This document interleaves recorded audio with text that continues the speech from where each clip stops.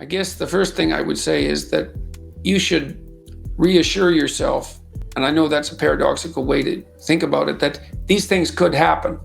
Look, I've never been surprised as a clinician that people were anxious. So what you say doesn't surprise me, except that the constancy part of it perhaps is surprising. Because children can get hit by cars, kidnapped, murdered, and beaten up. And it is a torture to contemplate that. And so you might ask yourself, not Basil, not why so much you're living in constant worry that that could happen to your children, but why everyone else isn't always living in constant worry that that could happen.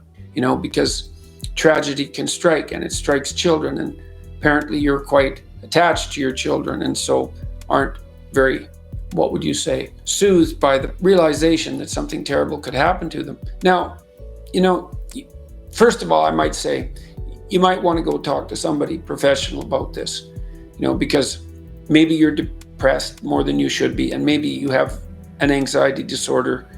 I'm not saying that is not a diagnosis, and I certainly couldn't derive that from what you said, but it's one of the possible things that could contribute to this constant worry, or maybe you're physiologically ill and less resilient than you should be. Maybe you're not eating enough. One thing I would recommend to begin with is to make sure that you just try this. I know it's surprising advice, but try to eat a big breakfast for like 2 weeks. See what happens. See if that drives the worry down. Now, then the next thing I would ask is, when does it happen? Like, are these dreams? Are these thoughts before you go to bed? Do you wake up in the middle of the night with these visions running through your head? And again, this has to do with food. Is it more likely to happen if you're hungry? That's something worth checking out, because the next time you get worried in the middle of the day, you might try eating something. I would recommend something high protein, high fat, rather than high carbohydrate. And just see if that helps, because that might indicate that some of your worry is a consequence of hypoglycemia. And that's a lot more common than people think. So if it's dreams and visions at night, one of the things you can do that's counterproductive is take one of those fantasies that's torturing you, and that you're suppressing, because you will be suppressing it, and let it play itself out.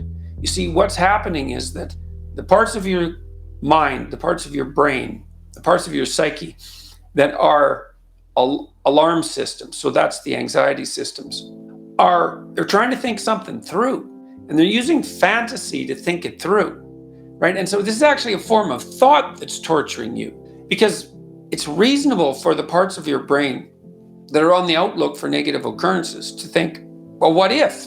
What if? What if? That's what thinking is.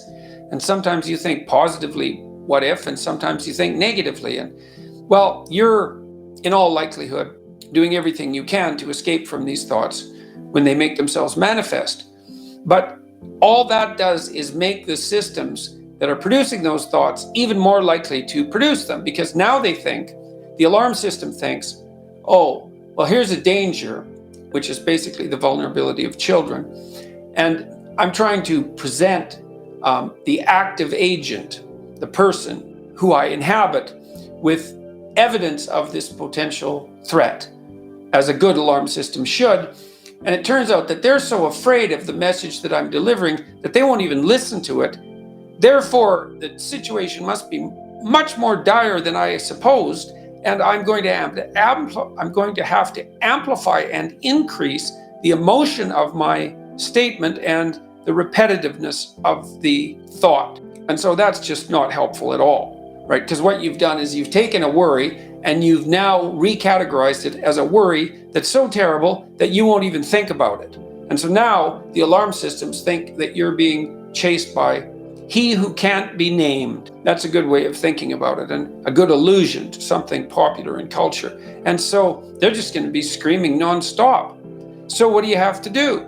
Well, man, this is counterproductive, but I'll tell you, it works. Next time there's a couple of things you could do. You could start by bringing to mind those fantasies. Sit down somewhere, take some deep breaths, try to calm yourself down a little bit, and let those thoughts come forward. You know what they are. And then watch them like you're watching a movie. Even if it's a horror movie, watch them. Let the whole fantasy play out and see what comes out at the end. Now, even if it's going to be frightening to do this. Now, look, even if the vision is quite horrific, right? The entire thought is quite horrific. You have now indicated to your anxiety systems that you have enough courage to face the worrisome event. And just that alone should be helpful. Now, you may have to do this multiple times, and you might have to do it with all the thoughts. And you'll know that you'll have done it. You'll know that you've done it enough when doing it starts to become mundane, when all the emotion goes out of it. And if you're particularly frightened, that might take a long time. Now, the other thing that you might really consider, and this is something you can do as an adjunct, is you should think about what you would do if this would happen, if this happened, as if it happened in real life, and to take even the worst case situation, so let's say that you received the news that your child was hit by a car. Well, you could receive news like that. And then the question is, well, what would you do and what should you do? And the answer is, you don't know. You think that would kill you. You think that would be unbearable and the end of the world.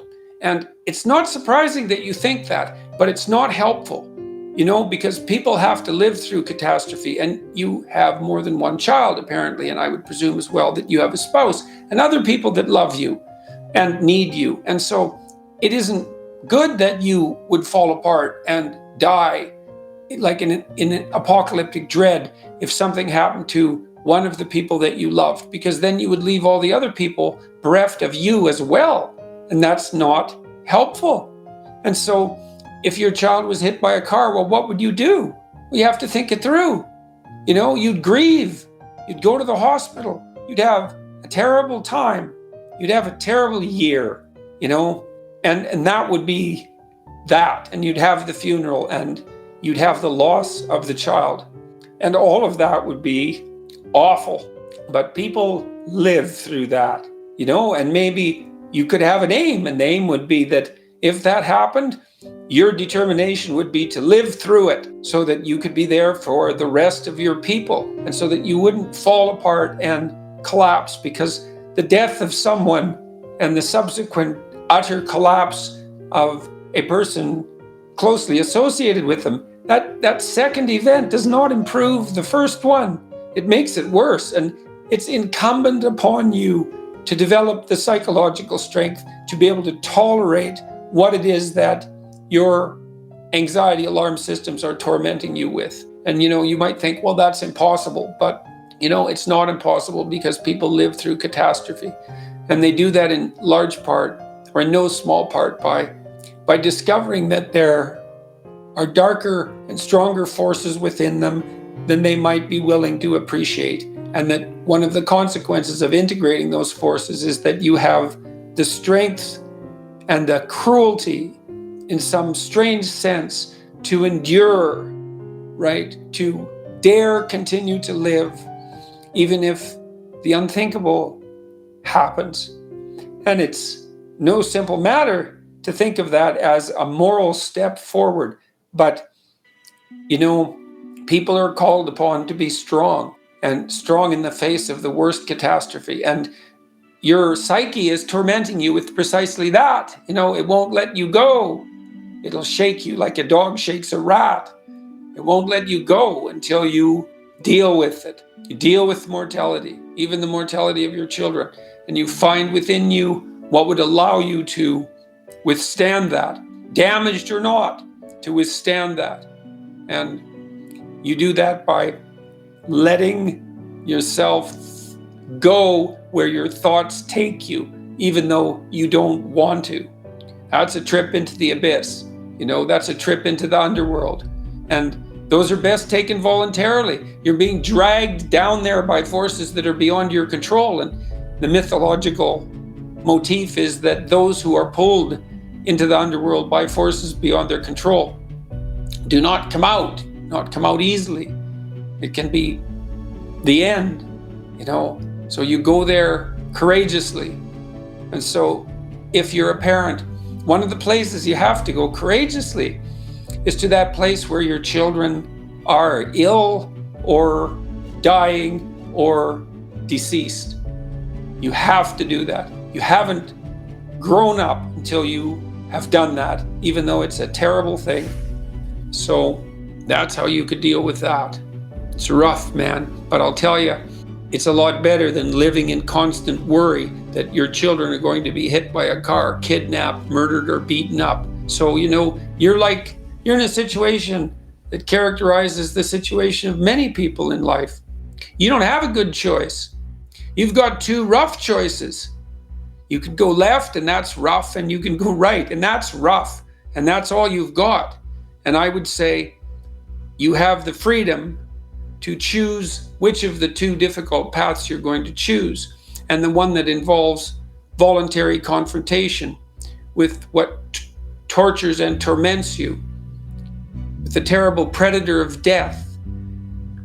That's the pathway that's going to lead back to the stability that not only you need, but that your family requires you to have.